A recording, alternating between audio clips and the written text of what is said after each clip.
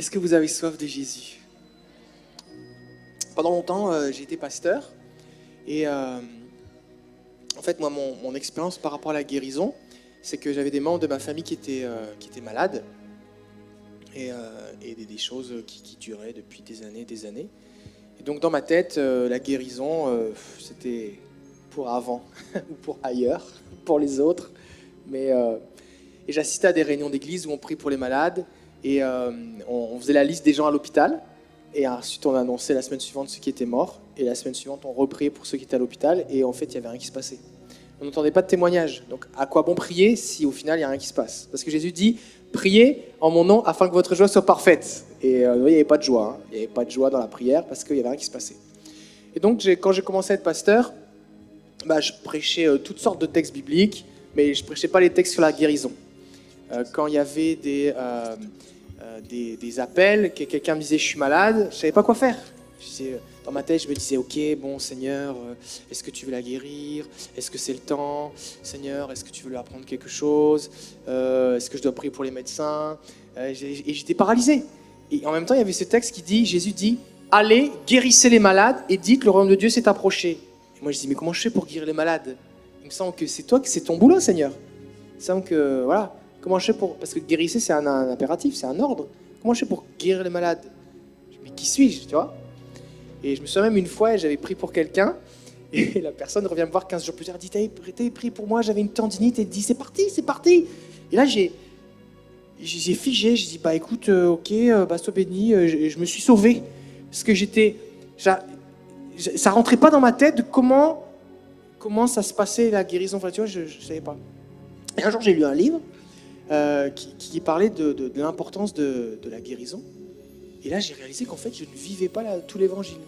Je priais pour qu'il y ait des baptêmes dans le Saint-Esprit, il y avait des conversions, il y avait des gens qui changeaient de vie, je chassais des démons, mais alors la guérison, je ne voyais pas de guérison. Et un jour, je me suis mis à croire que Dieu voulait guérir. Parce qu'en fait, j'ai lu dans un bouquin que si ta foi doit s'appuyer sur la vérité, pas sur des mensonges. Donc j'ai compris qu'en fait, la raison pour laquelle ma foi ne pouvait pas être en action, c'est parce que je croyais plein de mensonges.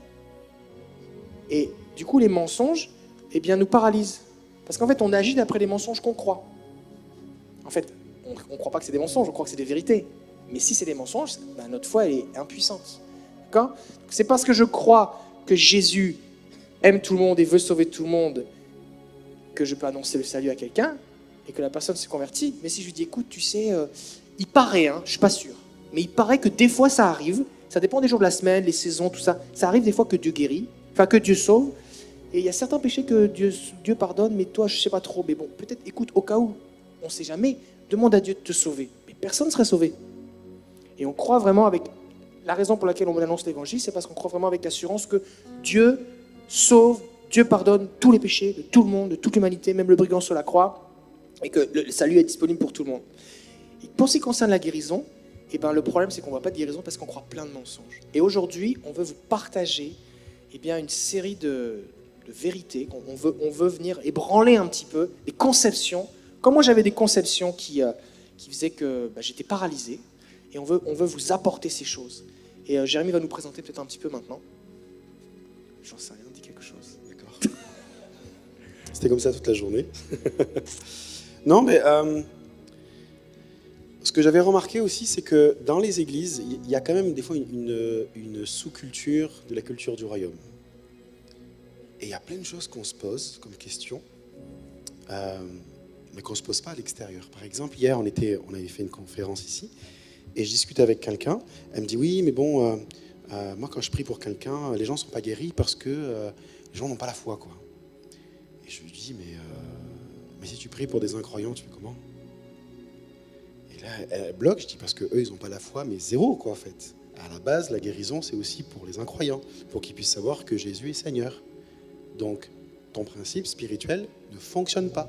Arrête de mettre la faute sur les autres, mets la faute sur toi. Donc, et le problème, c'est que vous connaissez ce verset, j'aime beaucoup ce verset. Vous connaîtrez la vérité, et la vérité vous rendra libre.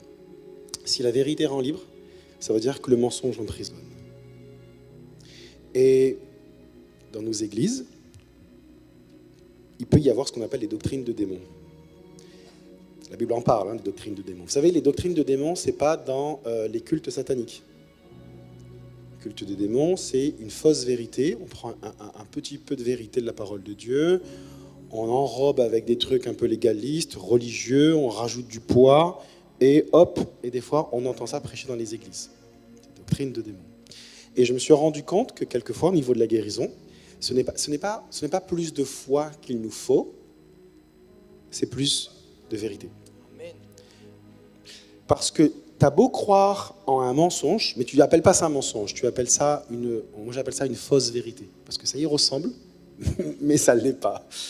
Et tu crois en quelque chose, mais tu as beau dire Seigneur, je veux plus de foi, je veux croire encore plus à ce mensonge, je crois que cette fausse vérité, elle est vraie, tu auras beau faire tout ce que tu veux, il n'y aura rien.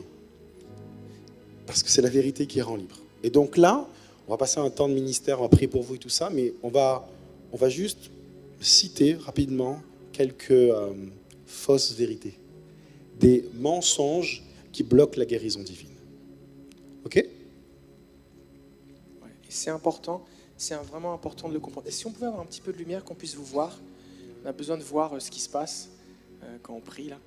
Et ok. Donc, la première chose qu'il faut comprendre concernant la guérison, c'est que la maladie n'est pas une punition. Dieu ne punit pas les gens en les rendant malades. Ésaïe 53, versets 4 et 5 nous dit « Cependant, ce sont nos souffrances qu'il a portées. » Donc Jésus a porté quoi ? Nos souffrances. « C'est de nos douleurs qu'il s'est chargé. Et nous l'avons considéré comme puni, frappé de Dieu. » Donc qui a été puni ? Jésus. Jésus a été puni pour nous. Ça va ? Et humilié. Mais il était blessé pour nos péchés, brisé pour nos iniquités. Le châtiment qui nous donne la paix est tombé sur lui. Donc là, il est parlé du salut. Qu'est-ce qui fait que je m'approche de Dieu et être sauvé et que Dieu n'est pas en colère contre moi à cause de mes péchés, mais en fait, que la Bible dit que Dieu était en Christ réconciliant le monde avec lui-même, c'est parce que Jésus est venu pour qu'on soit pardonné. Mais dans ce verset, la guérison et le salut sont imbriqués étroitement. La Bible dit que Jésus a porté nos maladies et nos souffrances. Ensuite, il a été puni, le châtiment qui nous donne la paix est tombé sur lui, donc on a accès au salut. Et c'est par ses meurtrissures qu'on est guéri. Pourquoi ? Parce qu'il a porté nos maladies. Donc le salut est entouré, englobé par la guérison. Et dans l'évangile, Jésus va dire, mais c'est quoi le plus facile ? C'est pardonner les péchés ou guérir les malades. Avec l'expérience, pendant longtemps, moi je pensais que le plus difficile, c'était de guérir les malades. La réalité, c'est que c'est pardonner les péchés qui est plus compliqué. Pourquoi ? Parce que tu peux guérir quelqu'un sans qu'il ait la foi, comme l'a dit Jérémie, mais tu ne peux pas amener quelqu'un au salut sans qu'il ait la foi en Jésus. Là, déjà, ça vous perturbe. Là. Tu peux guérir quelqu'un indépendamment de sa foi. Mais tu ne peux pas sauver quelqu'un indépendamment de sa foi. Pour que quelqu'un soit sauvé, il faut qu'il croie en Jésus. Tu ne peux pas arriver au ciel et dire « Mais moi, je ne voulais pas être là, qu'est-ce que je fais là ?» Tu ne peux pas être sauvé à ton insu. Par contre, tu peux être guéri sans être participant. Et quand on prie pour les gens et les témoignages qu'on reçoit, c'est voilà, j'ai prié pour mon collègue musulman et puis il ne croyait pas trop en Jésus, ou j'ai prié pour mon collègue athée et il dit mais moi je ne crois pas, mais c'est pas grave, je prie quand même pour toi. Et la personne dit mais j'ai plus mal, mais qu'est-ce que tu as fait, t'es un magicien, etc. Non, mais c'est la puissance de Jésus parce que c'est le Saint-Esprit qui est en moi qui guérit. Donc, la guérison est actée par le fait que Jésus a tout accompli. Et donc la maladie n'est pas une punition de Dieu. Donc tous ceux qui pensent là, je suis malade à cause de mes péchés, ou alors mes péchés m'empêchent d'être guéri, c'est un mensonge. Parce que Jésus a souffert déjà pour ça. D'accord ? T'as fait mon point là, non ? Ouais, peut-être j'ai sauté un point, non ? C'est pas grave. Mais ça c'est un bon point. Oui, c'est un bon point. Ouais, Effectivement. Tu quoi, celui-là ? Tu veux que je fasse celui-là ? Continue la suite, je pense. C'était comme une transition. Ouais, c'était une belle transition. J'aimerais insister sur ce point, parce que je sens que ça c'est venu un petit peu chercher de dire « Ouais, mais t'as pas de foi, c'est pour ça que t'es pas guéri. » Je vous donne un principe simple, pour vous montrer à quel point c'est pas biblique. Jésus dit de ressusciter les morts. Je crois, je ne suis pas sûr, mais je crois que le mort, il n'a pas la foi. Et le mort, il ne va pas dire « Écoute, c'est pas ma théologie, je ne crois pas trop que ça dépend que de toi. » Donc, le principe de se dire qu'il faut que la personne ait la foi pour que quand je prie pour elle, elle soit guérie, ça ne tient pas bibliquement. Ok? Si on doit ressusciter les morts, c'est que ça dépend de nous. Ok? Vous êtes ok? Ça va? Ok. Alors, du coup, moi je vais parler des chartes de Paul. Allez, les chartes de Paul. Ça, c'est un truc bien dans les églises. Pas dans toutes les églises. Merci Seigneur. L'apôtre Paul dit, j'ai une écharpe dans la chair, un ange de Satan, qui est là pendant plusieurs fois. J'ai prié, j'ai demandé à Dieu de me l'enlever. Et Dieu m'a dit, ma grâce te suffit. Et certaines personnes disent, en fait, l'apôtre Paul, il était malade. Même, j'ai entendu dire, oui, l'apôtre Paul avait un démon, et Dieu lui a dit, ta grâce me suffit. Truc anti-biblique, doctrine de démon. Ou des gens qui disent, en fait, l'apôtre Paul avait l'écharpe dans la chair, c'était la maladie. Et les gens disent, en fait, Dieu a dit, ma grâce te suffit, donc moi je suis malade, et puis je crois que je dois me contenter de ce que Dieu a dit à l'apôtre Paul, ma grâce te suffit. C'est l'écharpe dans ma chair, en fait c'est ma maladie, c'est là pour m'apprendre l'humilité, c'est là pour m'apprendre je dois apprendre quelque chose à travers la maladie. Vous avez déjà entendu ça ou pas? En fait, le problème de cela, c'est que si on prend ce texte et on le regarde dans la parole de Dieu, ça n'a pas de sens. Jésus a tout accompli à la croix. Alors, qu'est-ce que l'écharde? En fait, il faut laisser la Bible interpréter la Bible. Okay? Je vais vous citer quelques versets, la parole de Dieu.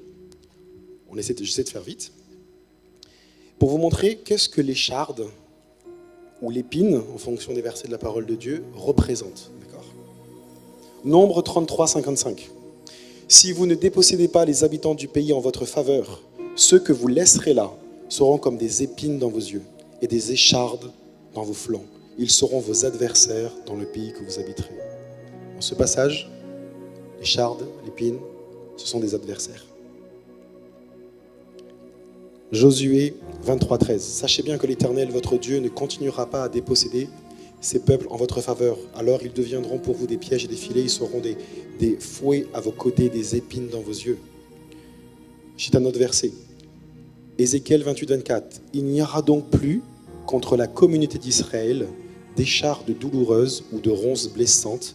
Elle n'aura plus de voisins pleins de mépris pour elle. Sans exception dans les Écritures, quand on regarde le mot épine ou écharde, ça ne fait aucun cas référence à la maladie. Ça fait toujours référence à des adversaires. Et quand l'apôtre Paul parle d'écharde dans la chair, un ange de Satan qui est là, et l'apôtre Paul dit, Seigneur, enlève-les-moi. Et Dieu lui dit, ma grâce te suffit. Et il va dire, mais je suis critiqué, il explique tous les malheurs qu'il vit. En fait, ce qui se passe dans ce texte, c'est que l'apôtre Paul est en train de dire, dans chaque ville où j'annonce l'évangile, il y a des personnes qui viennent, qui créent des tumultes, qui empêchent que l'évangile soit prêché. Ce sont comme des anges de Satan, des personnes que Satan va venir influencer pour venir et être comme des adversaires qui m'empêchent de prêcher l'évangile. Et 2 fois, j'ai demandé à Dieu, Seigneur, enlève-les-moi. Et Dieu dit, ma grâce te suffit. Parce que quand ces gens-là vont être contre toi, quand ces personnes vont t'empêcher de prêcher la parole de Dieu, et quand tu te sentiras démuni, et bien à ce moment-là, je vais faire éclater ma gloire parce que ma grâce te suffit. Rien à voir avec la maladie.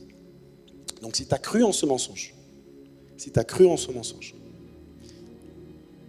faut que tu sois libéré. Parce que ce n'est pas la vérité. Et je m'en souviens, une fois, quand j'avais parlé de cela lors d'un live, je m'en souviens de cette femme-là. Elle me dit, moi, ça fait 30 ans que j'ai une scoliose. Et on avait prié pour moi dans mon église. Et en fait, ils n'ont pas réussi.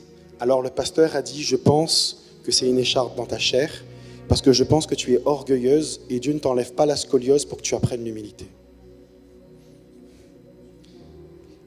Et tout le long de sa vie, elle a dit, Seigneur, pourquoi je pense avoir compris la leçon? Pourquoi, Seigneur? Pourquoi? Guéris-moi, guéris-moi. Et je m'en souviens de ce live où, parce que du coup, j'ai échangé avec elle, elle me dit, quand j'ai entendu ça, j'ai compris que, en fait, j'ai cru à un mensonge. J'ai cru à un mensonge, j'ai dit, Seigneur, pourquoi? Je pense avoir compris. Et quand elle a compris le mensonge, elle me dit, à ce moment-là, alors que j'ai entendu la vérité, et la vérité qui rend libre, son dos s'est mis à craquer, les bosses, les gibbosités ont commencé à disparaître, elle s'est redressée, la colonne s'est redressée, elle était guérie de 30 ans de scoliose. Si la vérité rend libre, le mensonge emprisonne. Si vous avez cru en ce mensonge de l'apôtre Paul, les chartes dans la chair, sachez que c'est une doctrine de démon qui détruit les vies dans les églises. Ok ? Je vous laisse digérer un petit peu. Des fois, on dit Dieu est souverain. Je sais pas, j'ai prié, mais Dieu est souverain. Vous avez entendu ça ? Ça veut dire quoi, Dieu est souverain ? La souveraineté, c'est le fait que, par exemple, dans un royaume, c'est qui le souverain ? C'est le roi. Le souverain a droit de vie ou de mort, il fait ce qu'il veut. Personne ne peut s'y opposer. C'est le souverain. D'accord ? Il est parlé dans Ésaïe que, quand il est parlé de l'annonce de Jésus, on l'appellera admirable, conseiller, et ça dit, il aura la souveraineté sur ses épaules, qui est une marque comme d'autorité. Vous savez, les galons qu'on met les généraux, tout ça, ils mettent sur les épaules les galons de leur grade, d'accord ? La souveraineté sera sur ses épaules. La souveraineté de Dieu, c'est quoi ? C'est le fait que Dieu, quand il arrive, rien ne lui résiste. Rien ne l'empêche d'accomplir sa volonté. Mais souvent, on pense on dit Dieu est souverain, entre parenthèses, mais dans notre tête, on pense souverain, ça veut dire quoi ? Ça veut dire que Dieu n'a rien à faire de toi. Dieu est parti en vacances si tu as oublié. Ton bobo est un trop petit bobo pour lui, donc il ne s'intéresse pas à toi. Dieu est cruel, et c'est pour ça que souverainement, il choisit que reste malade. C'est pas ça que ça veut dire la souveraineté de Dieu. En fait, quand nous prions le Dieu Tout-Puissant, quand Jésus a dit comment vous devez prier, il dit priez Seigneur, notre Père qui est aux cieux. On se souvient qu'on prie celui qui est souverain, le Tout-Puissant, et on dit que ton règne vienne. Et en fait, notre prière ne sert pas à changer la volonté de Dieu, elle sert à ce que le règne de Dieu vienne. On a des circonstances dans notre vie, mais ce n'est pas la volonté de Dieu, parce que nous savons qui il est. Dieu est bon, il est celui qui guérit, il nous aime. Et ce que je vois là, ça ne ressemble pas à Jésus, ce n'est pas le royaume de Dieu là. Et donc je prie Seigneur que ton règne vienne. Dieu est souverain, on doit se souvenir que ça ne veut pas dire que Dieu est cruel, ça veut dire que Dieu est le Tout-Puissant. Le 7 février il y a 2 ans, mon fils s'est noyé dans la piscine. Il avait 18 mois. Et je le cherchais, je ne le trouvais pas. Et la porte était restée ouverte. On n'avait pas de barrière autour de la piscine à l'époque, on était en location. Et c'était une piscine à ras du sol. Et, encastrée, mais je veux dire, on pouvait tomber dedans comme ça. Et il flottait dans la piscine. La tête dans l'eau, il flottait. Et il était mort. Donc je l'ai sorti, la panique, tout le monde hurlait, tout le monde criait, tout ça. Et j'ai commencé à faire le massage cardiaque. Il y avait juste du vomi et de l'omelette qu'il avait mangé le midi qui sortait de sa bouche, de l'eau. C'était pas du tout comme dans les films. Tu sais, dans les films, on sort l'enfant, on fait ça 2 fois, et puis il fait « Oh papa, c'est merveilleux ». Non, c'est pas ça du tout qui s'est passé. Pendant 10 minutes, j'ai fait le massage cardiaque, il était mort, il n'y avait plus rien, il ne se passait rien. Il était plus là, il était mort. On a appelé les pompiers. Le temps que ma femme réussisse à faire le numéro, parce qu'on était en panique, tu peux bien imaginer. Finalement, on a eu les pompiers. Donc les pompiers, on va dire, ça nous a pris 2-3 minutes avant d'avoir les pompiers en ligne. Bon, donc je continue de faire ce que je pouvais. L'appel a duré 10 minutes. Il n'y avait toujours pas de respiration, il était mort. Ensuite, les pompiers ont fait massage cardiaque, réanimation, défibrillateur pendant un autre 10 minutes. Il n'y avait pas de pouls. Et ensuite de ça, au bout d'un moment qu'ils étaient là, ils ont dit « le pouls revient ». Et nous, pendant ce temps, on priait. Et ce qui s'est passé, c'est que mes filles appelaient à la vie, le ramenaient à la vie, priaient là pour la résurrection. Moi, pendant que j'étais là, je priais aussi. Et puis ensuite de ça, on a appelé nos amis pour prier. Et il est revenu à la vie. Donc il a eu plus de 25 minutes d'arrêt cardio-respiratoire. D'accord ? C'est normalement 3 minutes sans oxygène, ton cerveau est mort. Là, c'est fini, tu as toutes sortes de séquelles. On a reçu des tas de témoignages de personnes qui ont eu le cordon autour du cou à la naissance, dans une opération qui était des légumes, et qu'après, c'est fini, quoi.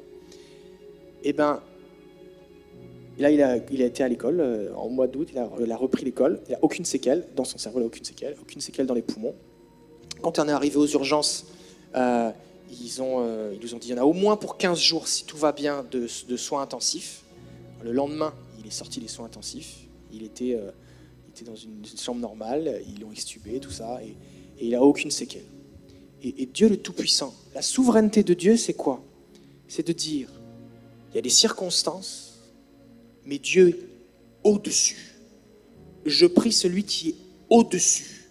Et mon rôle, c'est de dire que ton règne vienne. que ta volonté, parce que je sais que ta volonté est de guérir. Pourquoi? Parce que Jésus est venu, pourquoi on l'a lu tout à l'heure, porter toutes nos maladies, nos douleurs et nos souffrances. Qu'est-ce que Jésus peut faire de plus que venir mourir à ta place? Si ça, ce n'est pas une preuve que de sa volonté de guérir, la guérison, c'est l'idée de Dieu. Que ton règne vienne, la souveraineté de Dieu, c'est la capacité que Dieu a de venir changer, tout changer, transformer. Donc Dieu est souverain. Donc ne dis pas, je ne suis pas guéri parce que Dieu est souverain. Dis, je prie pour la guérison parce que Dieu est souverain, même face à quelque chose d'impossible, même face à une maladie incurable, même face à la mort qui est l'ennemi de Dieu. Et qui sera vaincu, nous dit la Bible.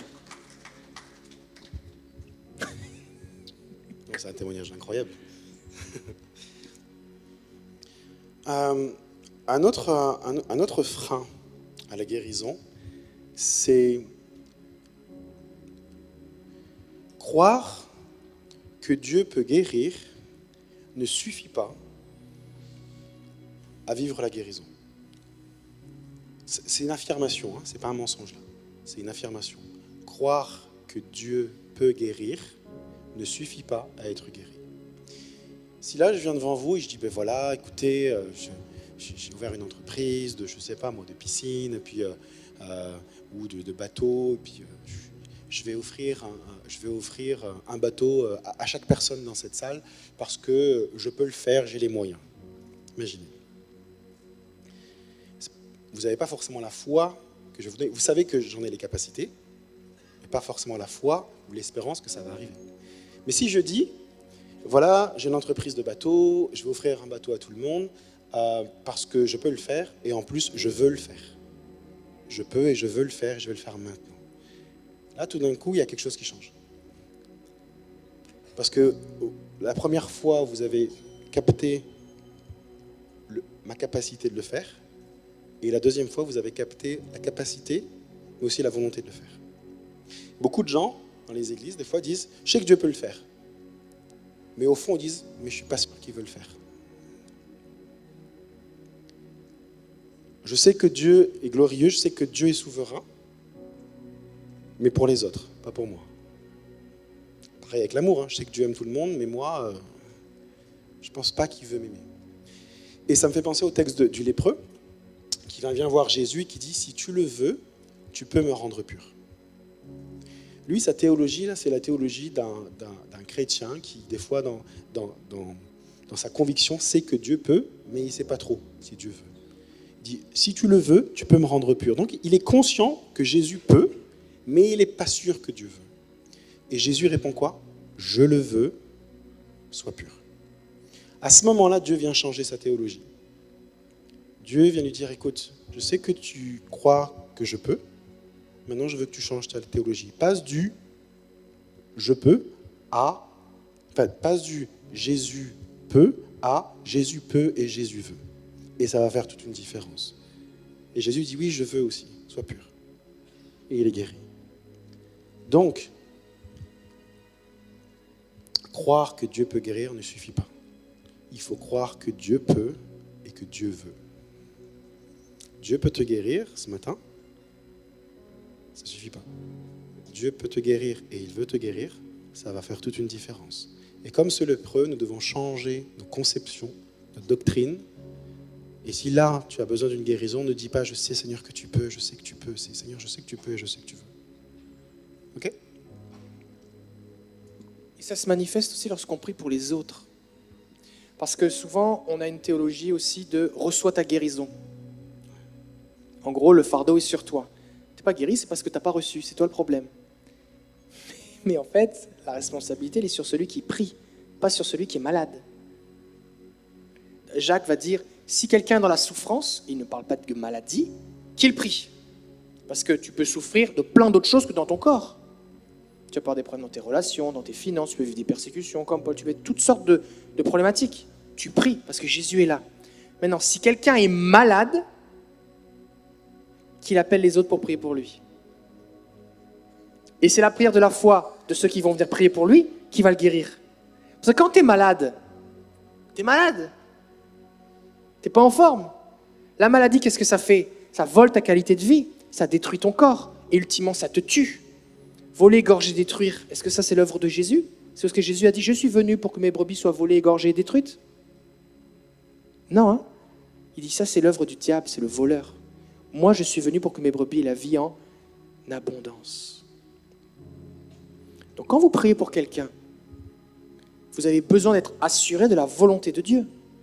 Quand vous priez pour elle, pourquoi? Parce que l'épître de Jean nous dit que si nous prions selon sa volonté, alors nous avons l'assurance qu'il nous écoute. Et si nous savons qu'il nous écoute, nous savons que quoi? Nous possédons la chose que nous lui avons demandée. Donc c'est pour ça que je peux prier, comme on l'a fait tout à l'heure avec Gilles. Je prie, je crois, donc je vérifie, quelque chose se passe, je suis béni, je bénis ce que tu fais, et je peux prier encore. Maintenant, si je doute de la volonté de Dieu de le guérir, c'est-à-dire je ne suis pas sûr que Dieu veut faire, alors en fait, la Bible me dit que déjà, c'est quasiment sûr qu'il ne m'écoute même pas. Du coup, tu te sens tout seul. Là, tu pries, Seigneur, dans l'univers, est-ce que tu m'entends? Parce que tu doutes de sa volonté. Du coup, tu n'es pas dans la foi. Tu es dans une prière d'apitoiement, tu essaies de convaincre Dieu. Mais si tu essaies de convaincre Dieu que la personne est malade, ce serait une bonne idée de la guérir, c'est que tu ne crois pas que Dieu veut la guérir. Donc tu n'es pas dans la foi. Parce que la foi s'appuie sur la réalité spirituelle. Il y a des prières qui sont inutiles. J'ai fait une vidéo qui s'appelle « 3 prières inutiles ». 3 prières inutiles. Seigneur, j'essaie de te convaincre. C'est pas une Arrête de prier ça. Chaque fois que tu essaies de convaincre Dieu, tu n'es pas dans la foi. C'est une prière d'incrédulité parce que tu crois que Dieu ne veut pas. C'est pour ça que tu essaies de le convaincre. Donc cette prière ne sert à rien. Ensuite, tu informes Dieu. Comme si Dieu n'était pas au courant. Donc ça sert à rien non plus. Et la 3e prière, tu apitoies Dieu. Seigneur, tu vois, elle a vraiment mal. Tu te rends compte, elle a vraiment mal. Mais Jésus a plus compassion que toi. Jésus a souffert comme nous en toutes choses. Il est venu pour ça, donner sa vie. Donc s'il y a bien quelqu'un qui a compassion, c'est Jésus. Donc ces prières-là, quand tu te poses, tu te rends compte que tu essaies d'apitoyer Dieu, de l'informer ou de le convaincre, arrête, ta prière, elle ne sert à rien. Appuie-toi simplement sur la volonté de Dieu du fait qu'il veut guérir. C'était pas dans les notes, mais je pense que c'était bon. Du coup, je vais rajouter autre chose. Vas-y. Aussi, du coup. Il y a des prières aussi qu'on peut entendre où on prie pour quelqu'un, on dit Seigneur, guéris cette personne, Seigneur, guéris cette personne, alors que Jésus va tout simplement nous répondre, mais je vous ai demandé, vous guérissez les malades. Jésus n'a pas dit priez pour que je guérisse les malades. C'est pas écrit. C'est écrit vous guérissez les malades. En fait, c'est de votre responsabilité, en fait. C'est sûr que ça fait bizarre. Mais si vous sentez un moment d'inquiétude là dans ce que je dis, c'est juste qu'il faut être dans la paix parce que ça n'a rien à voir avec vous. Tout est à propos de Jésus. D'accord? Mais Jésus a dit, vous guérissez les malades. Et des fois, on prie, on dit, Seigneur, s'il te plaît, agis. J'ai pas de problème avec ça, ok? Mais on prie, Seigneur, agis. Alors que Dieu est en train de dire, oui, mais en fait, je t'ai demandé d'agir. Jésus dit, je vous ai donné l'autorité de marcher sur les serpents et sur les scorpions, et sur toute la puissance des ténèbres. D'accord? Donc, à un moment donné, on doit l'exercer, cette autorité-là. Ok? C'est comme si Dieu vous donnait, par exemple, un marteau pour taper dans quelque chose, en disant, maintenant, je te donne le marteau, il faut que tu tapes pour que le clou puisse rentrer dans le bois. Et tu es là, tu dis, Seigneur, je te prie que ce marteau tape le clou, et que le clou rentre, Seigneur. Jésus vient dire, mais tape. Je t'ai donné le marteau. Non, Seigneur, agis, je sais que tu te regardes le marteau, il fait 2,5 cm, tu peux, vas-y. Ok? Donc Jésus dit, vous guérissez les malades. Donc à un moment donné, l'identité de Christ qui vous aide, enfant de Dieu, autorité déléguée, d'accord? Ça n'a rien à voir avec vos... On en parlera plus tard, mais voilà, je ferme la parenthèse parce que sinon je vais le développer. Continue, mais en fait...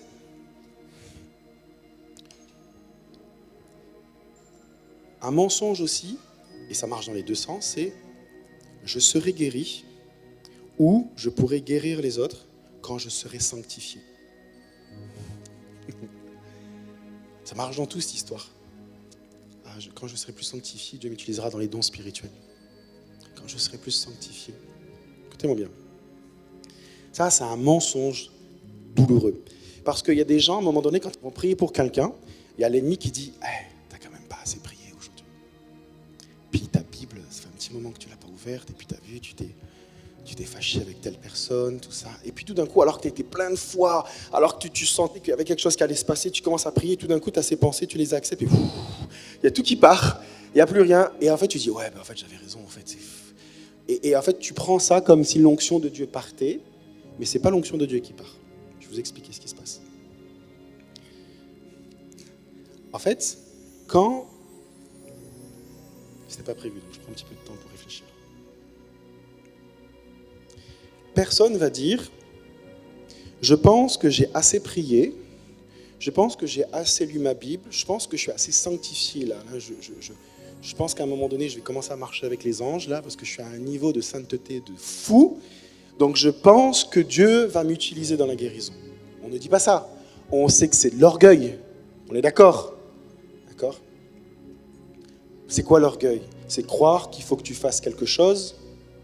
D'accord? Il y a plusieurs définitions de l'orgueil, mais l'orgueil, c'est de croire qu'on n'est pas dans la grâce. On se dit, il croit qu'il doit accomplir quelque chose pour avoir la chose. On dit, t'es pas dans la grâce de Dieu. Par contre, il y a quelque chose qu'on accepte beaucoup plus dans la vie chrétienne. Quand la personne dit, ouais, mais je suis pas assez bien, on dit, oh, je suis pas assez bien, tu sais, je prie pas assez, je fais pas assez ceci, je fais pas assez cela. Ça reste de l'orgueil. Parce que si tu pousses la réflexion très loin, un peu plus loin, tu es en train de dire, mais tu crois que c'est parce que tu vas prier plus ou que tu vas faire plus que Dieu va pouvoir valider ta prière? Ça reste de l'orgueil pareil.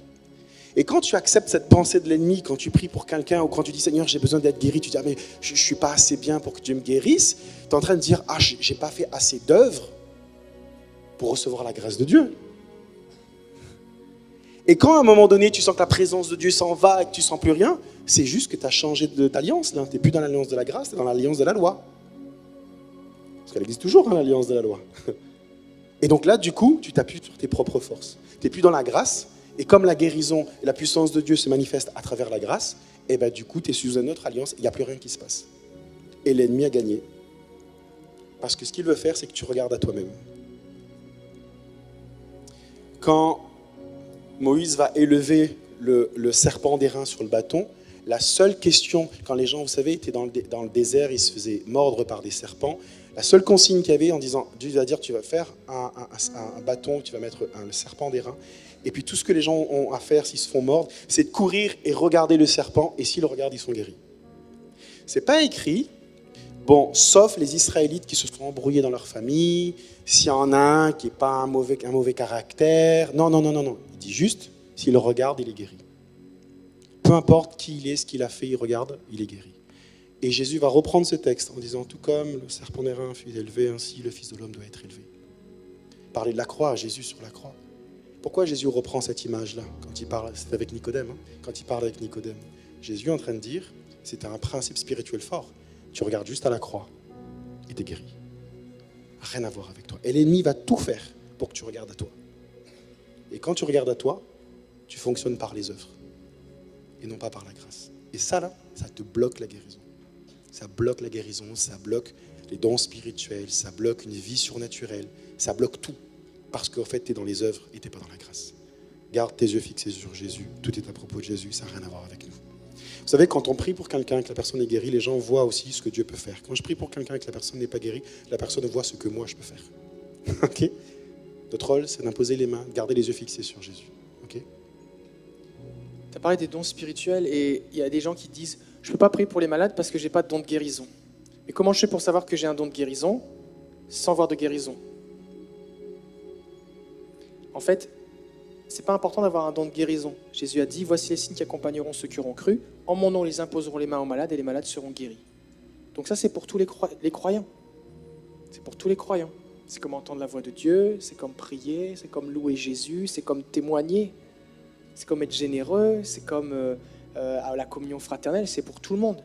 Il n'y a pas ceux qui sont assis là, eux c'est le club social, ils sont dans la communion fraternelle, eux ils prient, ils sont généreux, ils aident les pauvres, mais ils ne se parlent pas entre eux parce que la communion fraternelle elle est là. Et ils ne prient pas non plus parce que c'est eux qui prient. Et eux, ils n'ont pas le don de prier. Donc eux, ils doivent prier pour eux. Et puis eux, là-bas, ils font autre chose. Non. C'est le Saint-Esprit. 1 Corinthiens 12 nous dit que le Saint-Esprit distribue les dons spirituels à chacun. C'est qui chacun? C'est toi, En particulier, donc c'est comme redondant, c'est vraiment aussi à toi, comme il veut. Et la bonne nouvelle, c'est qu'il veut. Parce que Jésus a dit, sans moi, vous ne pouvez rien faire. Comment est-ce qu'on peut accomplir l'œuvre de Dieu sans la puissance du Saint-Esprit?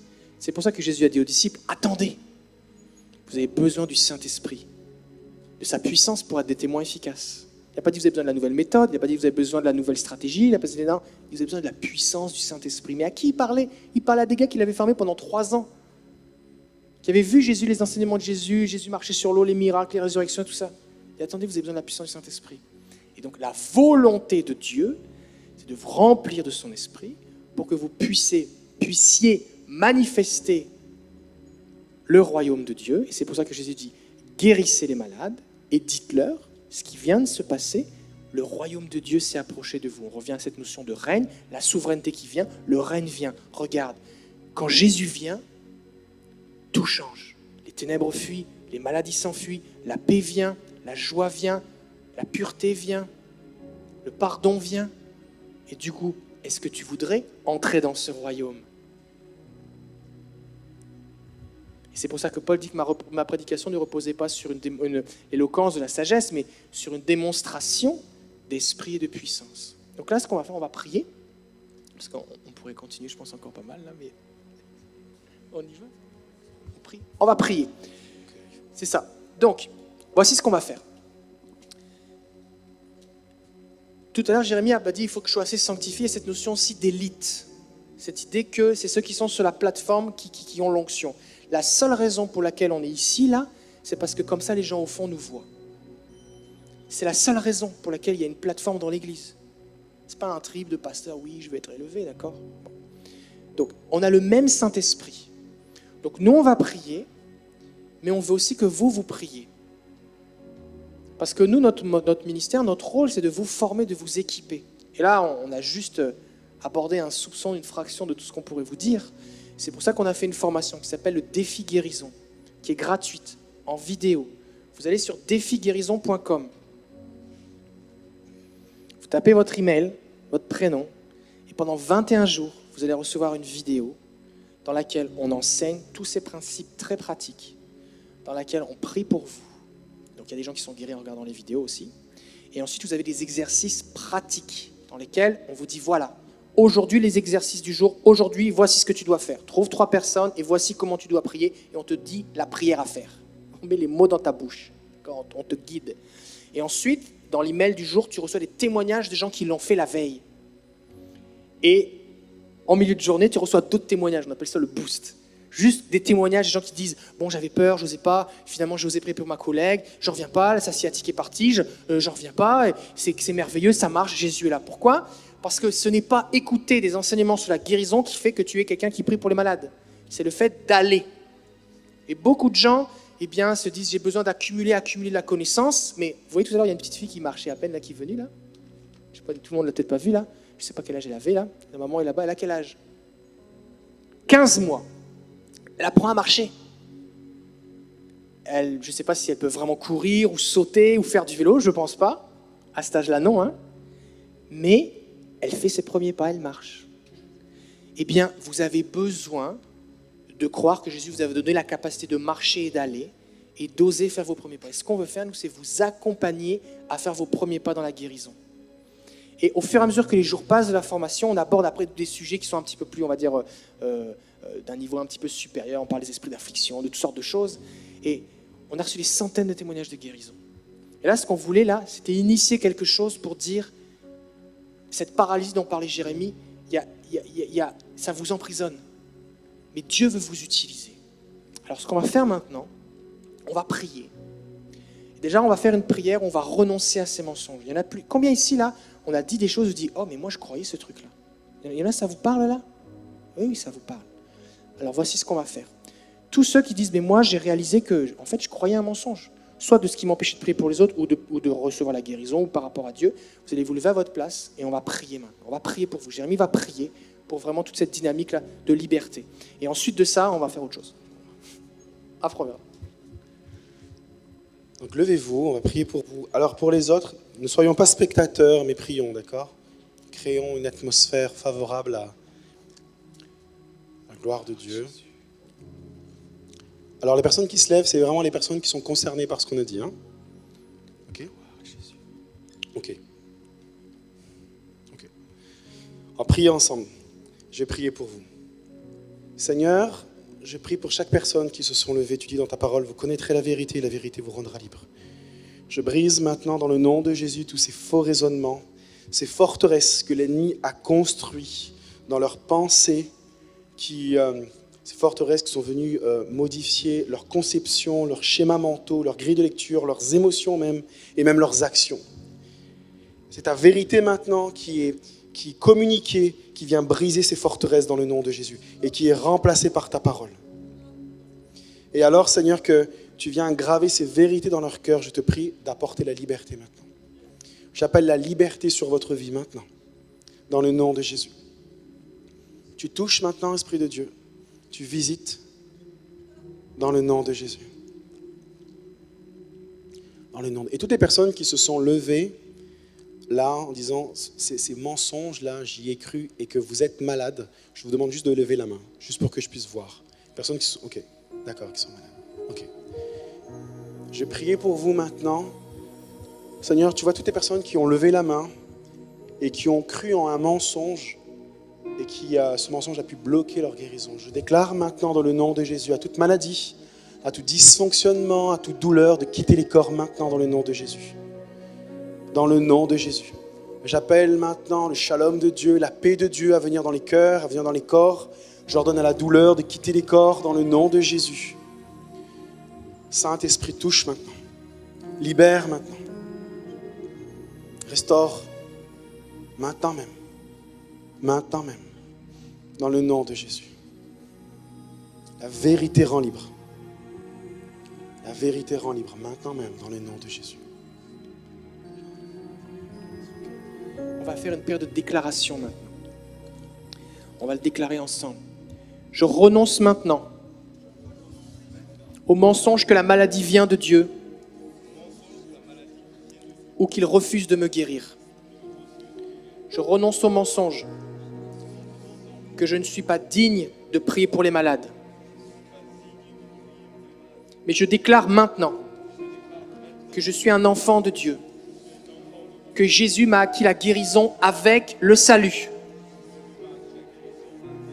Je déclare que Dieu veut guérir, que rien n'est impossible à Dieu, que tout est possible à celui qui croit, que c'est aujourd'hui le jour de la guérison.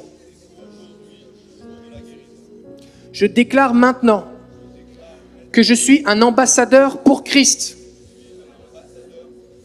que la volonté de Dieu est que j'impose les mains et que les malades soient guéris et que comme le Père a envoyé Jésus, Jésus m'a envoyé pour détruire les œuvres du diable.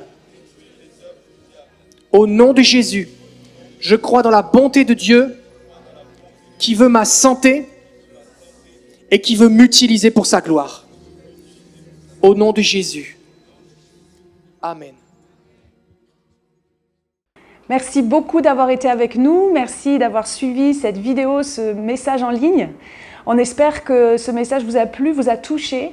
Et si d'ailleurs quelque chose vous a parlé en particulier, n'hésitez pas à partager cette vidéo autour de vous et même à vous abonner à notre chaîne YouTube. Comme ça, vous pourrez chaque dimanche être avec nous en direct à 10h sur notre chaîne. Ou bien, si vous êtes ici à Montpellier en présentiel, on se fera une joie de vous rencontrer tous les dimanches à 10h. Si vous avez des questions à propos de Jésus, à propos de la Bible, de la foi, sachez que nous organisons chaque semaine des soirées alpha qui sont des soirées de découverte de la foi. Et donc ce sont des moments en petits groupes où on peut poser des questions et cheminer ensemble à la découverte de Jésus. Et si ça vous intéresse, il y a toutes les informations en description sous cette vidéo. Et avant de vous quitter, j'aimerais juste prendre quelques instants pour m'adresser à vous qui peut-être, en regardant cette célébration, en regardant ce message, vous êtes dit « Oui, mais moi, je ne suis pas croyant et moi, j'aimerais tant avoir la foi. J'aimerais découvrir comment vivre cette relation avec Dieu. » J'aimerais juste vous rappeler que le message de l'Évangile, il est tellement simple. C'est un message d'amour.